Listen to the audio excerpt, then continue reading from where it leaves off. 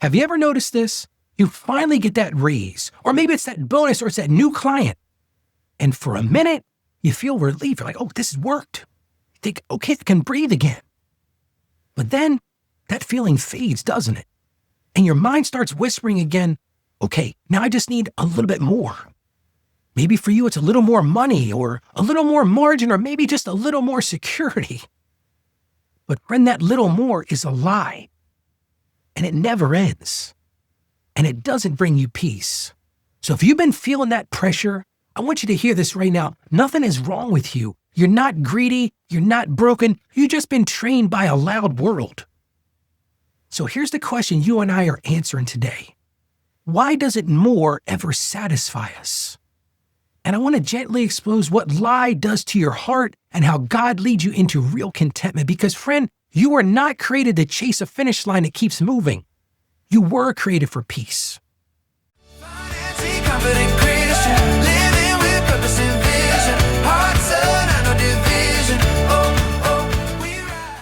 Hey friend, Ralph E. Step Jr. here. Welcome to Financially Confident Christian, where we learn how to walk through life and money with wisdom, with peace, and with a heart anchored in God's truth. My mission is simple. I want to help you break that cycle of financial shame and build steady habits rooted in faith and truly become a financially confident Christian. And I'm so glad you're here today. Yesterday, you and I talked about scarcity versus abundance and how that mindset truly shapes your money habits. Today, we're going to go one layer even deeper. But yes, believe it or not, we can even go deeper. Because one of the biggest mindset traps in our culture is this: happiness equals more. Think about what culture says to us. More money. It'll make you happy. More stuff. We're all guilty of that. Make you happy. More upgrades. More, finally, I've made it. And the problem is, this is the scary part. It doesn't just affect what you buy. It affects what you believe. It'd be all right if it just affected what you bought. But it affects what you believe. It can teach you to think terrible things like, I can't relax yet. I can't be okay yet. I can't feel peace yet. So friend, if that's been you, I'm so glad you're here today. Here's today's listener question. Ralph, why do I always feel like I'm just one step away from being okay? Like if I just had a little more, made a little bit more money, or had a little more saved, then I'd finally be able to relax. But I never do. Ralph, what's wrong with me? And that broke my heart when I read that. Because first of all, friend, nothing is wrong with you. You've just been trained by a loud world that keeps shouting lies at you. And the world is really good at keeping you chasing. That's the whole point of it. But God is really good at teaching you to rest. So if you've been living under that pressure, it can feel like you're chasing a finish line that just keeps moving. You hit that goal and immediately it moves forward again. You start feeling behind again. Maybe it's in debt. You pay something off and something else takes its place. Or you buy that thing. Oh, this was going to solve everything. I was going to feel so great. But then you feel that emptiness afterwards. And the worst part is this. You start believing a lie that peace is always later. Yeah, I have peace when I earn more. I have peace when I save more or when life is easier. Life doesn't get any easier. But friend, hear this on this. Peace isn't a number. Peace is a person. And you don't have to wait until everything is perfect to truly experience it.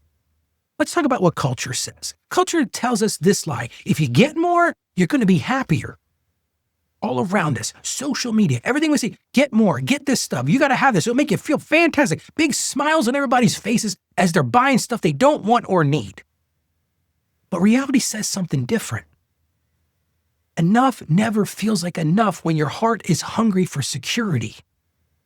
We mentioned this yesterday. Money can solve problems. Yes, it can make you feel comfortable, but it will never satisfy your soul.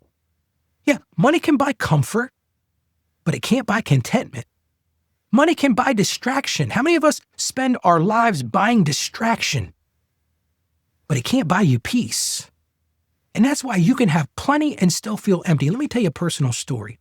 I've lived in seasons of plenty, and I've felt emptier than ever. See, you can still have little and still have joy. That's the other side of this. The difference isn't the amount, it's what you're trusting.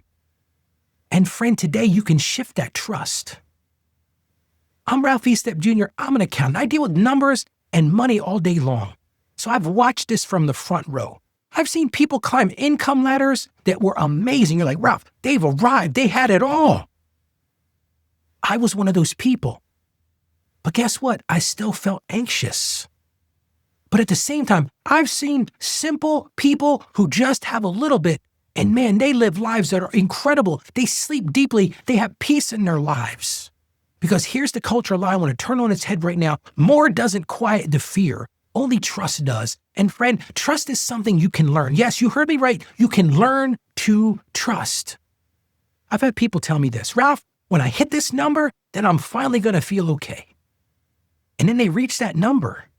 And for a moment, they do feel okay. But then something happens. They go on social media and it's a new comparison. Look at this new car, I got to get this. Or it's a new expense. It's a subscription they got to have. Or maybe it's a health worry, something they weren't expecting. Or for so many of us, it's just a new goalpost. We saw that finish line and then it moved forward. And then they realized something. The problem wasn't the number. The problem was expecting the number to do what only God can do. Friend, if you've done that, you're not dumb. You're just hungry for peace. All of us are hungry for peace, and God doesn't want to shame you for that. He just invites you to come closer. So here's the real question today. What are you expecting money to give you that it was never designed to give? And what if the thing you're chasing is actually found somewhere else completely? But we got to start by acknowledging the more a lie keeps moving the target on you. See, more never has a finish line. More doesn't have an end point. Because the moment you get it, guess what happens? Your mind adjusts. That's what we do as human beings. We're flesh. And that more becomes your new normal. And then the more becomes more, and the more, and the more, and the more. And then that normal doesn't feel exciting anymore. So what happens? You start chasing again. So friend, if you've ever felt that treadmill, it's not because you lack gratitude. A lot of people say, well, you're just not grateful. I hear knuckleheads in church say this all the time. You're just not grateful enough. No, it's because more is designed to keep you running. That's what culture's trying to do, trying to keep you on that treadmill running and running. And you've got to hear this. The more lie is fueled by comparison. I talk about this on the show all the time. Comparison is gasoline on dissatisfaction. You don't even want that thing until you saw someone else with it. You were on Facebook or Instagram or TikTok. Oh, I got to have this. You had no idea what it was before you saw the stupid thing. You were content. Then you scrolled. And suddenly you feel your life feels smaller even though nothing has changed. Friend, that's not wisdom. That's noise. That's the noise I'm talking about. But you don't have to let that noise write the story for the rest of your life. And of course, more money can increase your options. I'd be lying to you if I told you it couldn't. But more money is never going to give you peace. Yes, money can increase your choices. It gives you options. It can create flexibility. It can remove some day-to-day stress. But it can never remove the deepest fear of all human beings. What if I'm not safe? Because safety isn't found in what you can control. It's found in who holds you. And friend, God holds you. God holds you even when the numbers feel tight. Even when the future feels unclear. Hear me on this. Enough isn't a number, it's a decision that you get to make. And this is big. You don't stumble into contentment, you choose it. See, a lot of people think, I'm going to get to contentment. I'm going to arrive there. No, guess what? You've been lied to. You choose contentment. See, contentment says this, I will be grateful here while I grow. Now, this isn't about being complacent. It's not about being lazy. It's just being grounded. So you can pursue goals without being owned by those goals. And friend, you can grow without grinding your soul down. Just remember, contentment doesn't mean you don't want things. It's okay to want things. Contentment doesn't mean you never desire. Guess what? You're going to desire things.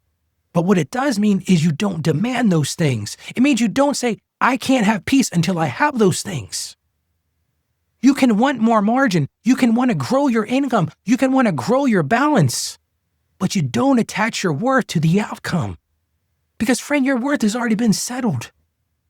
Because here's the truth. True contentment is rooted in Christ alone. See, that's the heart of it. If your heart is trying to be filled by money, you are always going to come up empty. If that's what your goal is, you will always be empty. But when Christ is your anchor, money becomes a tool and not a master. And see, our tools don't control us. They don't control you. They serve you. Because friend, God wants you to be free. He truly does. He doesn't want you obsessed. He doesn't want you anxious, and he doesn't want you chasing. He wants you free. Let's look at 1 Timothy 6:6. But godliness with contentment is great gain. What are we talking about here? It's a different scoreboard. The world calls gain more money, more stuff, more status, more comparison garbage. But what does God call gain? A heart at rest. A heart that can breathe, a heart that can say, I have enough because guess what? I have him. And friend, you can live from that place today.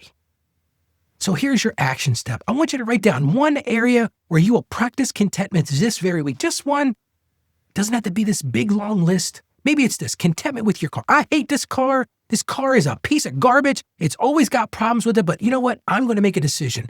I am going to have contentment with my car. Or maybe for you, it's your home. This home is too small. It's too old. It needs this. It needs that. But today, I'm going to make a decision. I'm going to live in contentment with my home. Here's a great one. Maybe you need to make a decision to live in contentment with your income right now. That doesn't mean you never aspire for more. It doesn't mean you don't work towards that. But right now, I'm going to live in a peace that says my income right now is okay.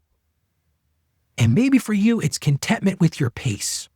Maybe you feel like, I'm just not getting anywhere, Ralph. I feel like I should be farther along. But you know what? Today I'm going to make a decision. I'm going to live in contentment with the pace that I'm in. And then say this simple sentence, Lord, help me be grateful here while I grow. See, this is contentment with movement. This is you growing without being driven by fear. Let's pray together. Lord, thank you for teaching us true contentment. Help us reject that lie of more that's all around us, that noise of culture all around us, and give us joy in what we have and peace in your provision. Teach us to hold goals with open hands and keep our hearts deeply anchored in you. We ask this in Jesus' name. Amen. Friend, if you've been living under pressure, if you've been living always to chase more, you don't have to carry that alone anymore. I wanted you to join us in our community at financiallyconfidentchristian.com/join. Again, that's financiallyconfidentchristian.com/join. This is a place where you can learn to walk in wisdom, walk without shame, and walk with a heart anchored in God's truth. And friend, you belong with us. See, more doesn't always mean better. I just want you to hear that loud and clear. More does not always mean better, and just a little more will never finally be enough. But true contentment in Christ, that's a kind of wealth that nobody can ever take away from you. Now, tomorrow we're going to talk about how you can break the cycle of financial fear once and for all. Yes, we're leading up to something, aren't we? So friend, if today's show has made you think about somebody who you know who is chasing more right now, I want to encourage you, share this show with them. Help them understand that there's something bigger and deeper and better than that. Because this show's not about financial shame. It's about walking in wisdom and staying financially savvy. So as I close today, go out there today and be a financially confident Christian. You can do this. I have confidence in you. God bless you, and you have a great day today. Financially confident Christian, living with purpose.